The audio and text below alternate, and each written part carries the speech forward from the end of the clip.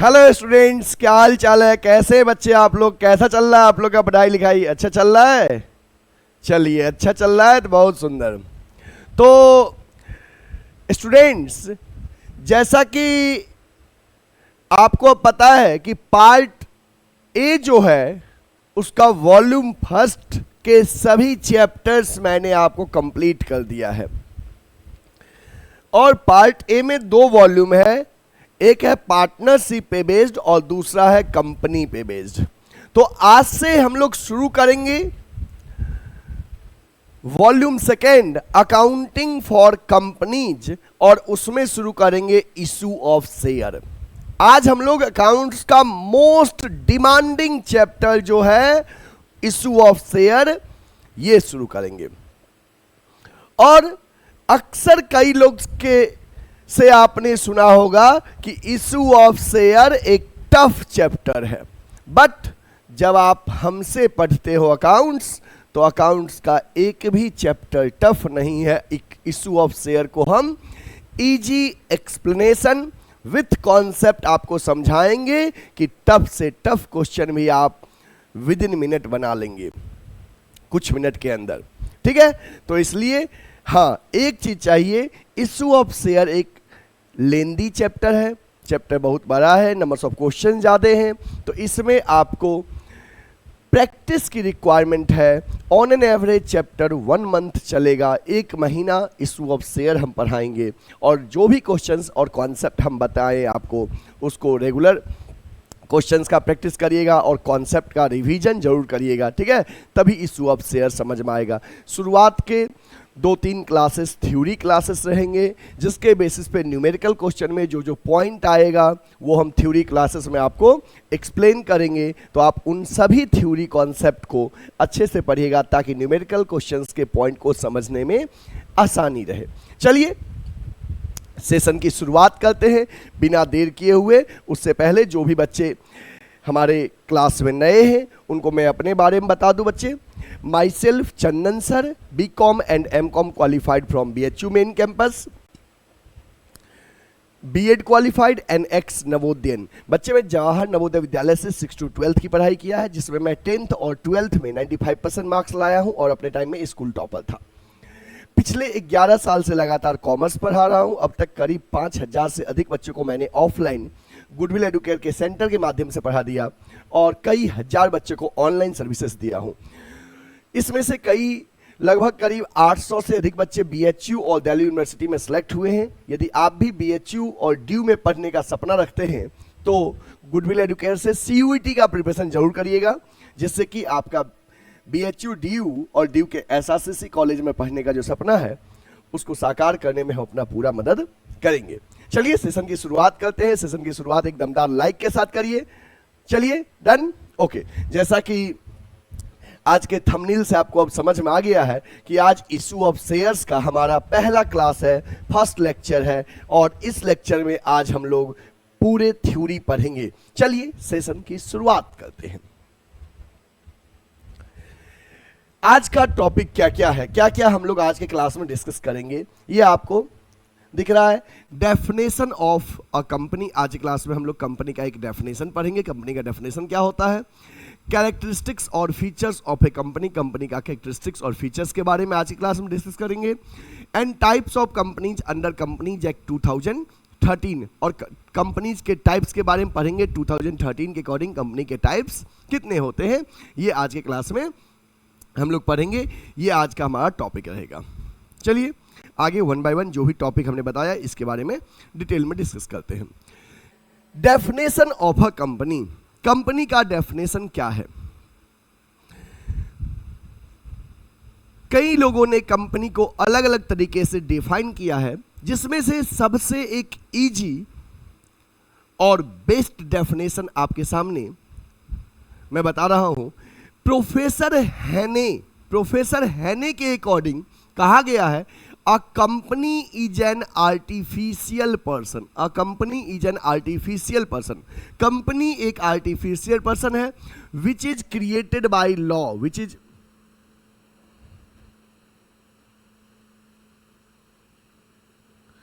Company is an artificial person which is created by law, जो law के द्वारा create किया गया है, having a separate entity with a perpetual succession and common seal.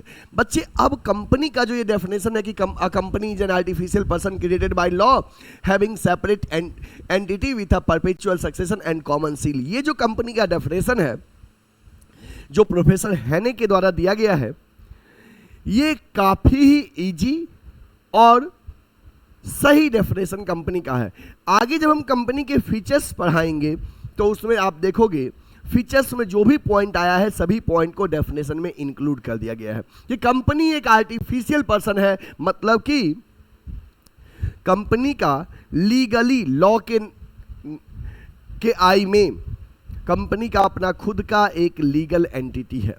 Company जैसे हम लोग नेचुरल पर्सन है तो ऐसे कंपनी एक आर्टिफिशियल पर्सन है, हम लोग के द्वारा क्रिएट किया गया है, लॉ के द्वारा क्रिएट किया गया है, और एज अ एक पर्सन की तरह कंपनी हर कुछ अपने नाम पे कर सकता है, खुद के नाम पे कोई चीज परचेज और सेल कर सकता है। लॉ के द्वारा क्रिएट किया गया है, सेपरेट लीगल एंटिटी, कंपनी का अपना खुद का लीगल एंटिटी है।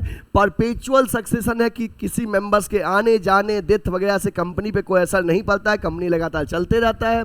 और कॉमन सील, कंपनी का सिग्नेचर की जगह पे एक मुहर होता है, उसे कॉमन सील कहते हैं। तो ये कंपनी का डेफिनेशन है, इसको आप नोट कर लीजिए, ठीक है। चलिए अब हम बात करते हैं कैरेक्टरिस्टिक्स और फीचर्स ऑफ कंपनी की। कंपनी का कैरेक्टरिस्टिक्स क्या है, कंपनी का फीचर्स क्या है, ये डिस्कस करते हैं आगे। आर्टिफिशियल पर्सन, बच्चे company is an artificial person, company एक आर्टिफिशियल पर्सन है क्योंकि एक पर्सन होने के नाते हम लोग तो लिविंग ऑर्गेनिज्म है, हम लोग नेचुरल हैं, बट कंपनी आर्टिफिशियल है। क्यों? कंपनी मैनमेड है, ठीक ना, कंपनी मैनमेड है।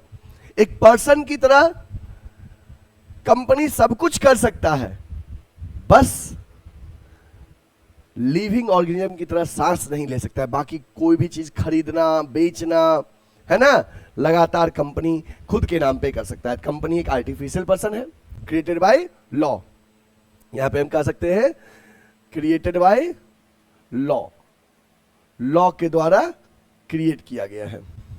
सेपरेट लीगल एंटिटी, बच्चे कंपनी का अपना खुद का लीगल एंटिटी होता है, कंपनी का अपना खुद का एक पहचान होता है, और वो पहचान उसको किसने दिया है? लॉ ने। जैसे आपका नाम आपका पहचान है, ऐसे कंपनी का अपना नाम कंपनी का पहचान है, और कंपनी अपने नाम के बेसिस पे कोई कॉन्ट्रैक्ट साइन कर सकता है ना। लीगल एंटिटी कंपनी का अपना खुद का है, अपने नाम पे बैंक अकाउंट ओपन कर सकता है, अपने नाम पे कोई भी असेट्स परचेज एंड सेल कर सकता है, तो इसलिए कंपनी का अपना सेपरेट लीगल एंटिटी है। परपेचुअल एग्जिस्टेंस, बच्चे परपेचुअल एग्जिस्टेंस क्या होता है? एक होता है वर्ड परपेचुअल सक्सेशन, अभी आपने पढ़ा था, और वही perpetual existence, both are same. इसका मतलब होता है कि किसी मेंबर्स के आने या जाने से ऑर्गेनाइजेशन पे कोई इफेक्ट नहीं पड़ता है, किसी मेंबर्स के आने या जाने से ऑर्गेनाइजेशन पे कोई इफेक्ट नहीं पड़ता है। दैट इज परपेचुअल एग्जिस्टेंस या परपेचुअल सक्सेशन। जैसे यहां पे कहा गया है कि परपेचुअल एग्जिस्टेंस में कि मेंबर्स में कम मेंबर्स में go but company run for ever. जैसे यहां पे आप लिख सकते हो मेंबर में कम मेंबर में go but company run for ever. Member आएंगे मेंबर जाएंगे बट कंपनी लगातार चलते रहेगा, यही परपेचुअल एग्जिस्टेंस का मतलब है। जनरली सोल प्रोप्राइटर और पार्टनरशिप में परपेचुअल एग्जिस्टेंस नहीं होता है, मेंबर्स के डेथ से मेंबर्स के इंसॉल्वेंसी से फर्म अफेक्ट होता है, बट कंपनी में ऐसा नहीं है। शेयर होल्डर्स आएंगे शेयर होल्डर्स जाएंगे बट कंपनी चलते रहेगा, यही परपेचुअल एग्जिस्टेंस का मतलब है। लिमिटेड लाइबिलिटी, बच्चे अभी जस्ट आपने इससे पहले पार्टनरशिप फर्म के बारे में पढ़ा, उससे पहले क्लास 11th में सोल प्रोप्राइटरशिप के बारे में पढ़े थे, और 11th में आपको याद होगा बीएसटी में चैप्टर 2 में आपने फॉर्म्स ऑफ बिजनेस ऑर्गेनाइजेशन के बारे में पढ़ा था, जिसमें कि सोल प्रोप्राइटर और पार्टनरशिप फर्म में अनलिमिटेड लाइबिलिटी था और कंपनी में लिमिटेड लाइबिलिटी है। अनलिमिटेड लाइबिलिटी में क्या होता है कि पर्सनल एसेट्स बेचा जा सकता है ओनर का, शेयर होल्डर्स का, अनलिमिटेड के केस में, और कंपनी में लिमिटेड होता है। इस केस में मेंबर्स की लाइबिलिटी लिमिटेड है up to the amount invested by him, जितना पैसा उसने इन्वेस्ट किया है। उसका पर्सनल एसेट्स नहीं बेचा जा सकता है, पर्सनल एसेट्स नहीं बेचा जा सकता है। मतलब the liability of member is limited in the company up to the face value of the share. इसका मतलब समझना, जैसे मान लो कि एक शेयर कंपनी का 10 रुपए का है, एक शेयर कितने का है 10 का, और किसी ने 100 शेयर खरीदा। कितना शेयर खरीदा 100 शेयर, एक शेयर 10 रुपए का है, 100 शेयर किसी ने कंपनी का खरीदा। अब उसने 10 रुपए में से 8 रुपया कंपनी को पे कर दिया है, ओके 800 रुपया दे दिया है, बचा कितना 2 रुपया। तो अब कंपनी मैक्सिमम उससे उतना ही मांग सकती है जितना अमाउंट अनपेड है। जैसे यहां पे 100 शेयर पे 2 के हिसाब से जो ड्यूज है, मैक्सिमम लाइबिलिटी अब उसका इतना ही बनेगा जितना अनपेड है। और दूसरा केस, अगर किसी ने 100 शेयर खरीदा और वो पूरा का पूरा 100 शेयर पे 10 का 10 कंपनी को दे दिया, अब कंपनी उससे कोई भी एक्स्ट्रा अमाउंट नहीं मांग सकती है। उसका लाइबिलिटी लिमिटेड है एक शेयर के फेस वैल्यू तक, और अगर आपने वो फेस वैल्यू पूरा कंपनी को दे दिया तो company can not ask any amount from you at the time of winding up. समझ में आ गया ना? तो यहां पे कि लाइबिलिटी कंपनी में लिमिटेड होता है शेयर होल्डर्स का up to the amount invested by him, जितना पैसा उसने इन्वेस्ट किया है up to the face value of the share, share के फेस वैल्यू तक। ठीक है, पर्सनल एसेट्स नहीं बेचा जाएगा शेयर होल्डर्स का, चाहे कंपनी बंद होगा। मैक्सिमम मेरा वही डूब सकता है जितना मैंने लगाया है, मेरे घर का कोई एसेट्स नहीं बेचा जाएगा कंपनी में। समझ में आता? लाइबिलिटी लिमिटेड है, नॉट अनलिमिटेड। कॉमन सील, बच्चे जनरली हम लोग क्या करते हैं, सोल प्रोप्राइटरशिप और पार्टनरशिप फर्म में हम लोग नेचुरल पर्सन रिप्रेजेंट करते हैं कंपनी ऑर्गेनाइजेशन को, तो हम लोग सिग्नेचर करते हैं, ऑथराइज सिग्नेचर। और कंपनी में क्या होता है, कंपनी तो इतना खुद एक आर्टिफिशियल पर्सन है। अब कंपनी आर्टिफिशियल पर्सन है तो हम लोग की तरह सिग्नेचर तो नहीं कर सकता है, तो कंपनी का एक स्टाम्प होता है, मुहर होता है, वो कंपनी के सिग्नेचर का रोल प्ले करता है। तो कंपनी में कॉमन सील जो होता है कंपनी का, मुहर जो कंपनी का होता है, वो कंपनी का सिग्नेचर का रोल प्ले करता है। किसका? सिग्नेचर का। कंपनी का जो मोहर होता है वो कंपनी का सिग्नेचर का रोल प्ले करेगा। Next, transferability of share. बच्चे जनरली सोल प्रोप्राइटरशिप और पार्टनरशिप में हम अपना शेयर किसी को ट्रांसफर नहीं कर सकते। जैसे मान लो हम पार्टनरशिप फर्म में बिजनेस रन कर रहे हैं, हम सोचे मैं जा रहा हूं, मेरे बदले कोई XYZ कोई भी पर्सन मेरे जगह पे वर्क करेगा पार्टनरशिप फर्म में, और हम जा रहे हैं अपना शेयर बेच के। ये पॉसिबल नहीं है पार्टनरशिप में जब तक अदर पार्टनर्स एग्री ना हो। बट कंपनी में क्या है, easy transfer of share, transferability of share काफी इजी है। मतलब कि जब हम चाहे तो अपना शेयर बेच सकते हैं, कोई और खरीदे। मतलब शेयर का ट्रांसफर, ओनरशिप ट्रांसफर काफी इजी होता है। ऐसा नहीं है कि हम खरीद लिए तो हमेशा मेरे ही पास आएगा और हम जा नहीं सकते हैं। हम अपना शेयर कभी भी बेच सकते हैं, उसको स्टॉक एक्सचेंज के थ्रू, सेकेंडरी मार्केट के थ्रू हम अपना शेयर बेच सकते हैं। नेक्स्ट है separation of management from the ownership. इसका मतलब क्या होता है कि कंपनी में ओनर और मैनेजमेंट ये दोनों अलग अलग होते हैं। जनरली बच्चे आप देखते होंगे कि सोल प्रोप्राइटर और पार्टनरशिप फर्म में जो ओनर होता है जनरली वही मैनेज करता है। बट कंपनी में क्या है कि जितने भी लोग कंपनी का शेयर खरीदे हैं सभी शेयर होल्डर्स कंपनी के ओनर हैं। बट क्या ये पॉसिबल है कि सभी शेयर होल्डर्स कंपनी के मैनेजमेंट में पार्टिसिपेट करेंगे? नहीं, नंबर्स ऑफ शेयर होल्डर्स इतने ज्यादा हैं कि सभी का पार्टिसिपेशन पॉसिबल नहीं है। दूसरी बात, अगर कम भी है तो जरूरी नहीं है कि हर कोई मैनेजमेंट के लिए वेल क्वालिफाइड हो। इसलिए आप कंपनी में शेयर परचेज किए हो, आप शेयर होल्डर्स तो हो, आप ओनर तो हो, बट कंपनी अपना मैनेजमेंट अलग से हायर करती है। आपने पैसा लगा दिया, अब कंपनी एक आर्टिफिशियल पर्सन है, कंपनी सोचती है कि मेरे मैनेजमेंट के लिए जो सूटेबल है, चाहे उसमें से कुछ शेयर होल्डर्स हो सकते हैं या आउटसाइडर हो सकते हैं, कंपनी अपना मैनेजमेंट खुद हायर करती है।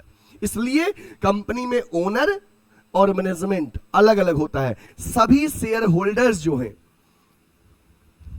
सभी share holder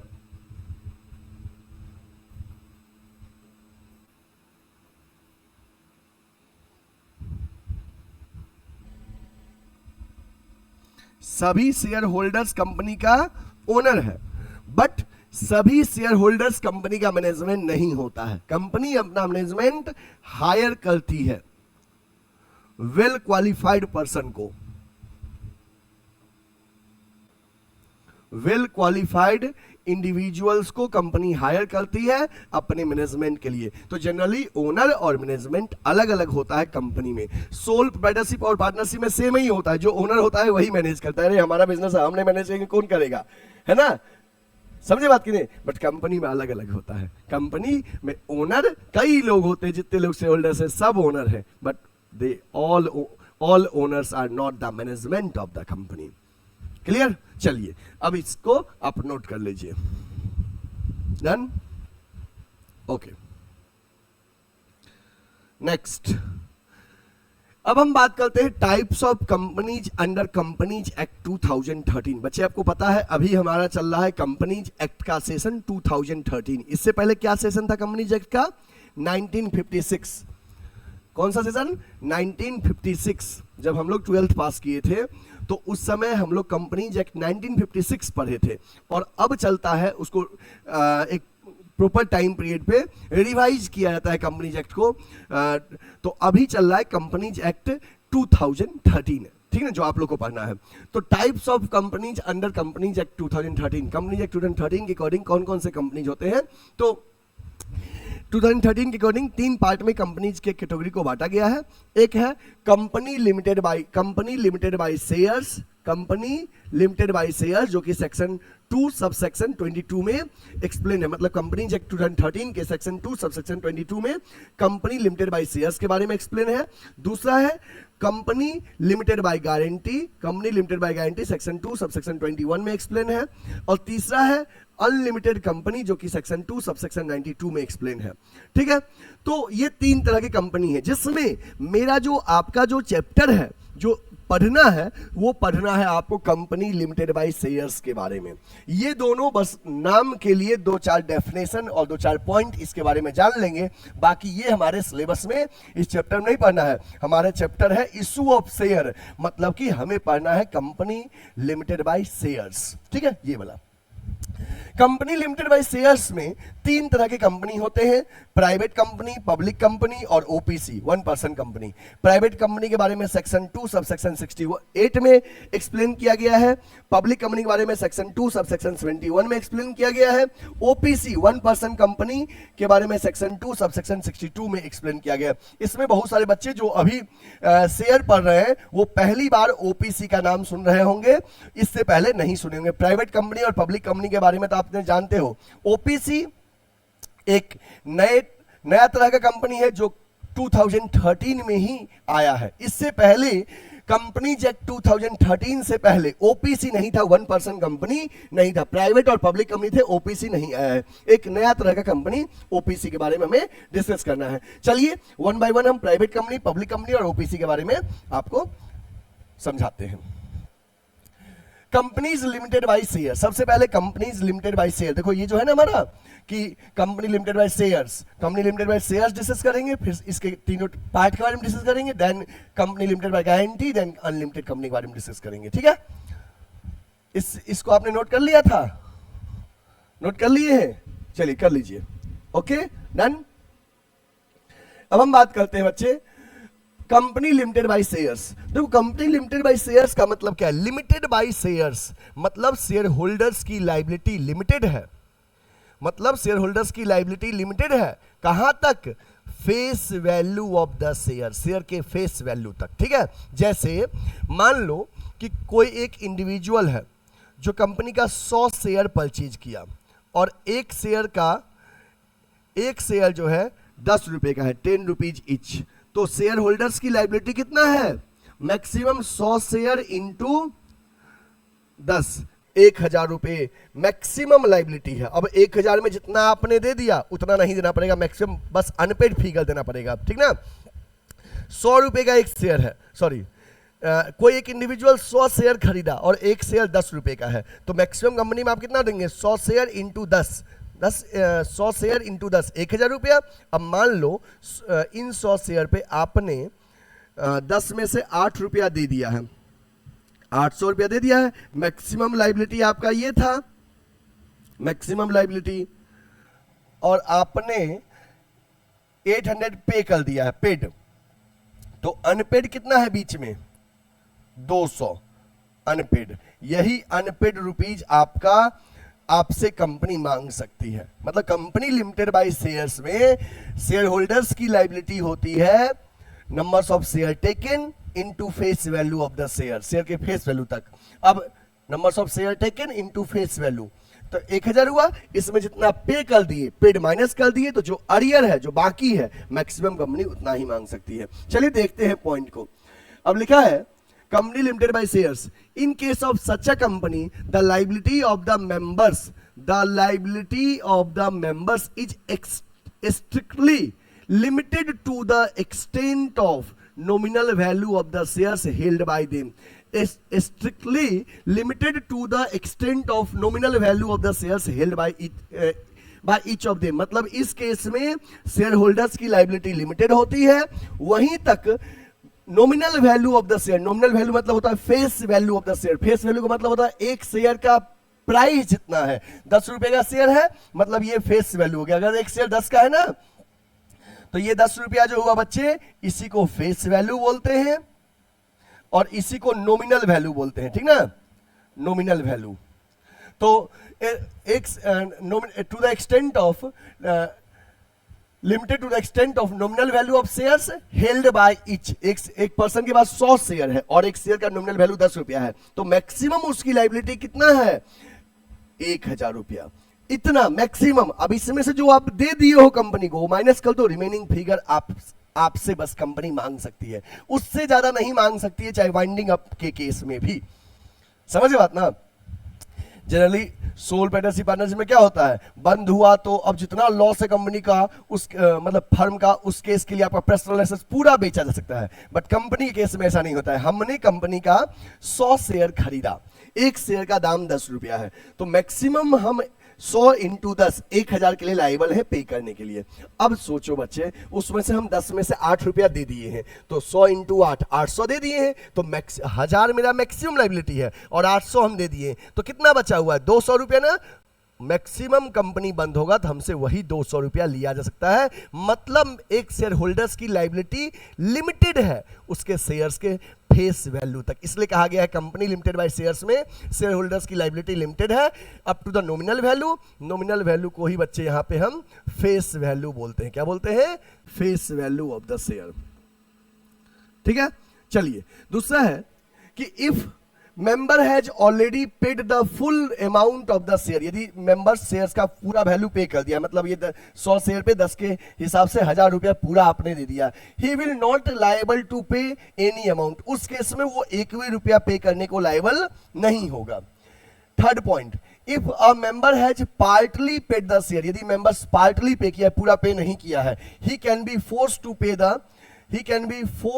the remaining amount during the existence of the company as well as during the winding up। अब जैसे मान लो कोई पूरा नहीं दिया है, 100 शेयर पे 10 के हिसाब से 1000 रुपया आपको देना था, आपने अभी 8 ही रुपया दिया है 10 में से, तो आपने 800 दिया है। अब 200 रुपया जो अनपेड है, ये कंपनी के एग्जिस्टेंस के दौरान आपसे मांगा जा सकता है या कंपनी वाइंड अप के दौरान मांगा जा सकता है। मतलब मैक्सिमम अनपेड फिगर अब मांगा जाएगा, उससे ज्यादा नहीं, चाहे कंपनी में कितना भी लॉस हो जाए। समझ बात ना।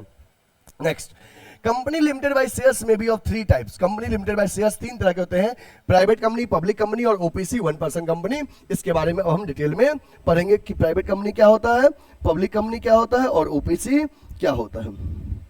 चलिए इसको नोट कर लीजिए। देन ओके,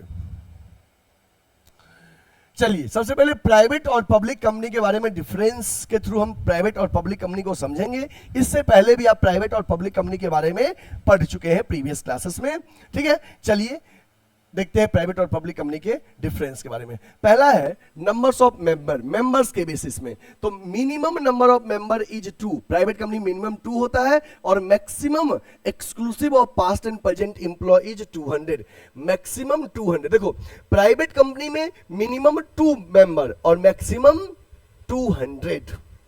पब्लिक कंपनी में minimum member, number of member is 7 और maximum no limit of maximum member, maximum no limit. Minimum 2 private में, मैक्सिमम 200, पब्लिक में मिनिमम 7, मैक्सिमम नो लिमिट, ठीक है।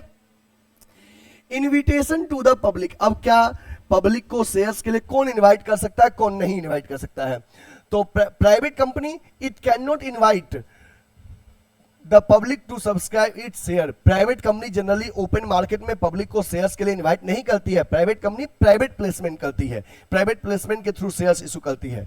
और पब्लिक कंपनी में है it can invite the public, can invite the public to subscribe it share. Private company में है it cannot invite. तो प्राइवेट कंपनी नहीं इनवाइट करती है, कैसे इशू करती है, through private placement, private placement of share. Private placement के थ्रू शेयर इशू करती है। और प्राइवेट प्लेसमेंट में होता है कि हम अपने नोन लोगों को, रिलेटिव को, कुछ बैंक को शेयर्स इशू कर देते हैं, पब्लिक को डायरेक्टली इशू नहीं करते हैं। ट्रांसफर ऑफ शेयर, किस कंपनी में शेयर्स इजीली ट्रांसफर हो सकता है, मतलब ओनरशिप इजीली चेंज हो सकता है, इजीली आप अपना शेयर सेल कर सकते हो।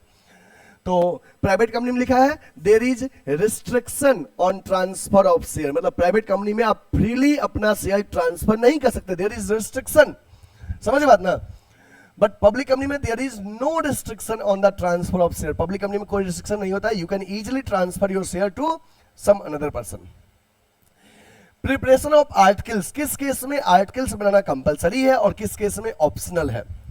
तो preparation of articles is necessary for all private company, मतलब जितने प्राइवेट कंपनी है सभी कंपनी अपना एओए आर्टिकल्स ऑफ एसोसिएशन खुद का बनाएगा। बट पब्लिक कंपनी के केस में है preparation of articles is not necessary, compulsory नहीं है। In case of articles are not registered the provisions of table F of schedule first is given in the companies act 2013 shall be applied, मतलब कि public company में articles बनाना compulsory नहीं है। अगर if articles are not registered, अगर registered नहीं है, प्रोविजंस ऑफ टेबल एफ का शेड्यूल फर्स्ट का अप्लाई ऑटोमेटिक हो जाएगा। कुछ ऐसे हैं जो टेबल एफ में ऑटोमेटेड पहले से बने बनाए जो आर्टिकल्स है वो प्रोविजंस अप्लाई हो जाएंगे पब्लिक कंपनी केस में, क्योंकि यह नेसेसरी नहीं है। नंबर्स ऑफ डायरेक्टर, बच्चे प्राइवेट कंपनी में एटलीस्ट 2 डायरेक्टर चाहिए और पब्लिक कंपनी में एटलीस्ट 3 डायरेक्टर चाहिए। Use of the word limited, बच्चे it is compulsory to use the word private limited. Private company के अंत में देखते हुए ना पीवीटी एलटीडी लिखा होता है, लगा होता है, जो भी नाम है नाम के अंत में प्राइवेट लिमिटेड लगा रहेगा, ठीक है। ये प्राइवेट लिमिटेड इंडिकेट करता है, प्राइवेट इंडिकेट कर रहा है कि प्राइवेट कंपनी है, और लिमिटेड इंडिकेट करता है कि उनकी लायबिलिटी लिमिटेड है शेयर्स के फेस वैल्यू तक। और पब्लिक कंपनी के अंत में नाम में एलटीडी लिखा रहता है, लिमिटेड, ठीक ना। तो प्राइवेट कंपनी के अंत में प्राइवेट लिमिटेड और पब्लिक कंपनी में ओनली लिमिटेड, ठीक ना, ये नाम के अंत में लगा रहेगा। चलिए इसको नोट कर लीजिए, डन, ओके। अब हम बात करते हैं बच्चे 1 पर्सन कंपनी का, ओपीसी का। ये एक नया तरह का कंपनीज है जो कंपनीज एक्ट 2013 जब से आया है तभी से ये कंपनी भी आया है, उससे पहले नहीं था। OPC 1 person company. 1 person company का मतलब क्या है, एक ऐसा प्राइवेट कंपनी जिसमें एक ही ओनर होगा उसे 1 पर्सन कंपनी कहते हैं, या a company with only 1 member, एक ही मेंबर होता है उसको ओपीसी कहते हैं। चलिए देखते हैं क्या है इसके बारे में। 1 person company means a company which has only 1 person as a member, एक ऐसा कंपनी जिसमें एक ही पर्सन मेंबर हो उसको ओपीसी कहते हैं। अब ओपीसी के बारे में आप कुछ रूल्स जान लीजिए कि ओपीसी में क्या क्या अप्लाई होते हैं। तो following rules are applicable on OPC. OPC में क्या क्या रूल्स अप्लाई होते हैं। Member of the of OPC, OPC का मेंबर कौन हो सकता है?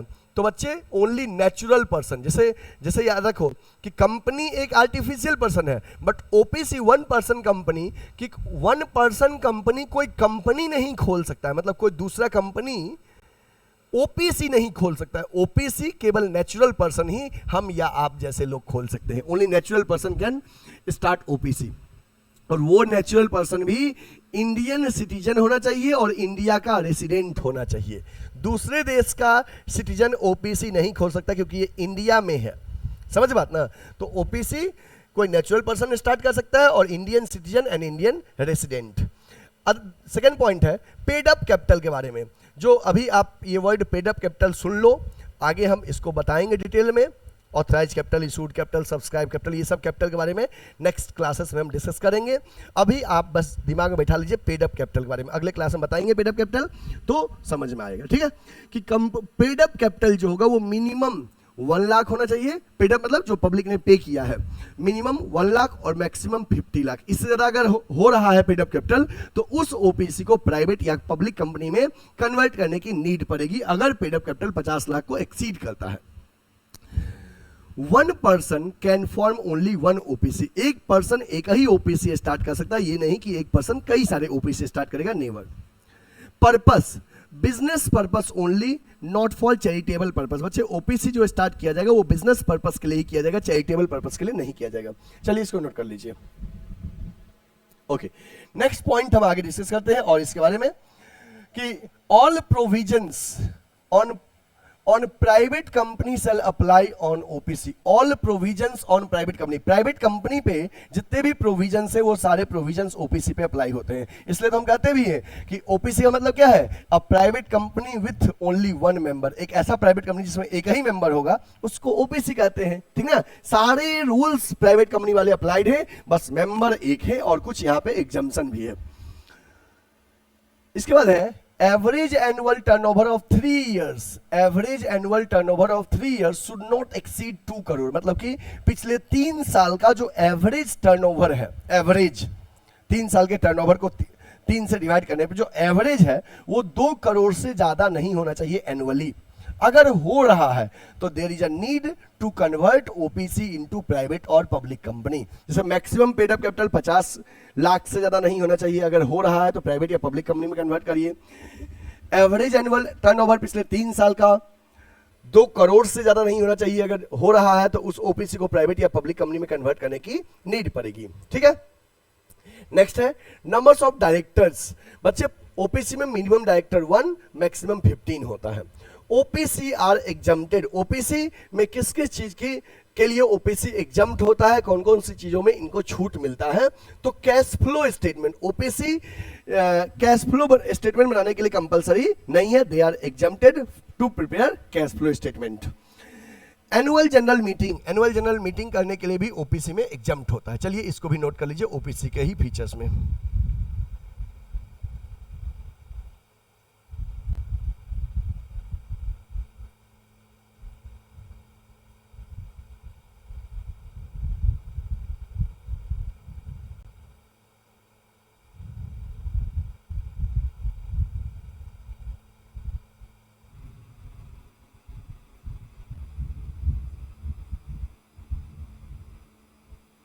हो गया?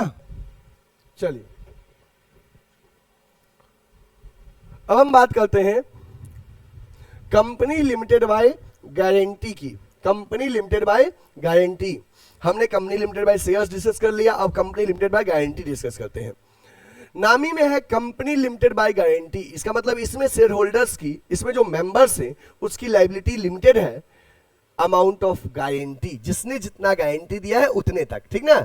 आपने पार्टनरशिप में भी गारंटी टॉपिक पढ़ा था ना लास्ट में फंडामेंटल्स वाले में, सेम वैसे ही कि कोई शेयर होल्डर्स है जिसने गारंटी दिया, मैंने गारंटी दिया कंपनी को 5 लाख तक का लॉस मैं बियर कर सकता हूं, किसी ने गारंटी दिया 2 लाख तक का लॉस, तो जिसने जितनी गारंटी दिया है फर्म जब बंद होगा तो उतने तक का लॉस के लिए वो लायबल है, वो पे करेगा, ठीक है। चलिए देखते हैं। इन case of such a company the liability of the members is limited to the extent of guarantee given by them। इस केस में क्या है कि मेंबर्स की लाइबिलिटी लिमिटेड है up to the amount of guarantee given by them in the event of winding up of the company।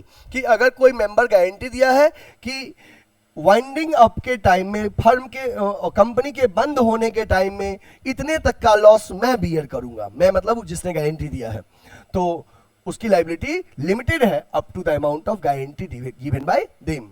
Second point है the liability of its member will arise only in the event of winding up of the company, क्योंकि उसने guarantee दिया है winding up के time में कि firm बंद होते वक्त अगर फर्म के सारे एसेट्स को बेच के क्रेडिटर्स के पेमेंट के लिए कम पड़ रहा है तो 2 लाख तक का लॉस की गारंटी मैं लेता हूं, तो 2 लाख तक वो देगा। समझे बात ना? तो ये कंपनी लिमिटेड बाय गारंटी हुआ, नोट कर लीजिए इसको। डन। नेक्स्ट है अनलिमिटेड कंपनी। नाम में ही समझ में आ रहा होगा, जैसे कि प्राइवेट, जैसे कि सोल प्रोप्राइटर और पार्टनरशिप में, जैसे कि सोल प्रोप्राइटर और पार्टनरशिप में क्या होता है, मेंबर्स की लायबिलिटी अनलिमिटेड होती है। ऐसे ही एक कंपनी भी है जिसमें मेंबर्स की लायबिलिटी अनलिमिटेड है, और ये कंपनी इंडिया में नहीं है। चलिए इसके बारे में देखते हैं।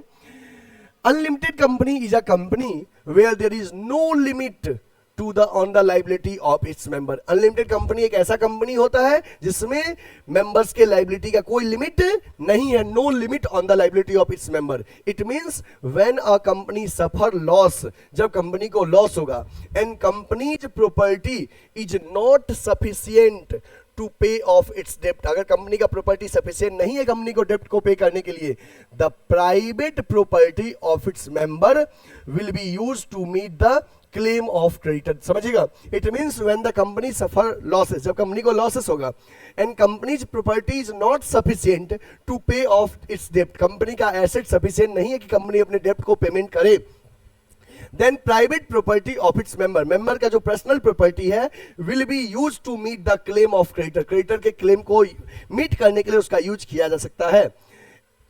As the risk involve in such a company is too high, risk बहुत ज्यादा है ऐसे कंपनी में कि पता नहीं कि कब कंपनी को बहुत ज्यादा लॉस हो तो मेंबर्स का सारा एसेट्स ही खत्म ना हो जाए। समझ बात ना? ये नहीं कि उसको मतलब ऐसे कंपनी में बहुत ज्यादा रिस्क है, तो these are not found in India, India में ये नहीं पाया था, even though permitted by the companies act के परमिशन के बावजूद भी इंडिया में ऐसी कंपनी नहीं है। बस थ्योरेटिकल पॉइंट ऑफ व्यू से लर्न कर लीजिए, नोट कर लीजिए इसको। Okay, next,